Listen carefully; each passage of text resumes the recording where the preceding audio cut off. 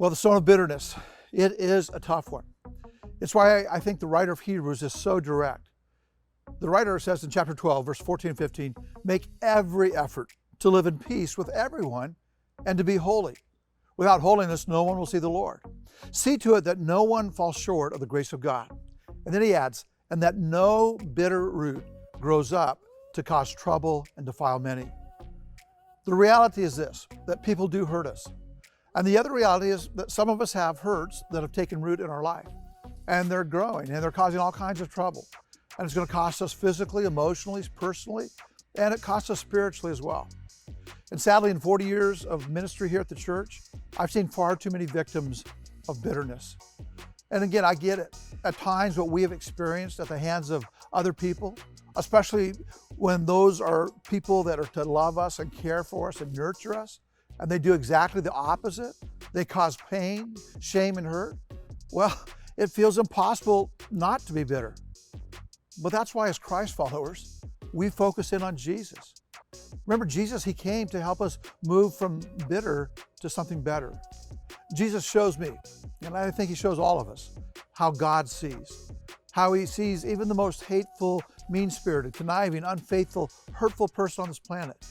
That no matter who someone is, that person is the beloved recipient of God's grace, of God's goodwill and his favor, just like I am and just like you. The person who hurts you, who you're bitter about, who you can't stand, they are much loved by the God who loves you. So let God, let Jesus move this stone of bitterness before it destroys you. Now, I believe that once I admit to myself that there is a person that I'm bitter toward, that matters immensely to God, then an act of the will is that I ask God to help me see that person the way that he does. So whoever it is you resent, whoever it is you're bitter toward, would you think about them? And today, though, I'm asking you to take one more step. Right now, would you say, God, the person I'm bitter toward, they're more than what they've done to me. And what they did or are doing to me isn't right. Okay, I'm not trying to minimize that. But can we also admit that what I've done back or what I'm doing to them because of what they've done to me, well, that's not right either. So again, I'm asking you to pray today.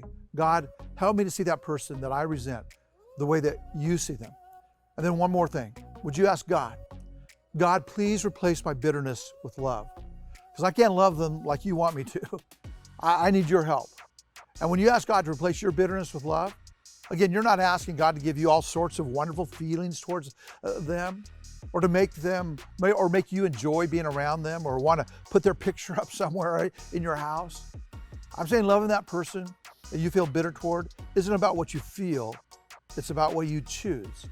It's about choosing to ask God to forgive them for what they've done to you. It's about choosing for there to be peace and goodwill, choosing to want good things for that person as well. Not necessarily because you love them, but because God definitely loves them. And God, my friend, definitely loves you. And God wants the very best for you. And bitterness is not it. So today, be better, not bitter.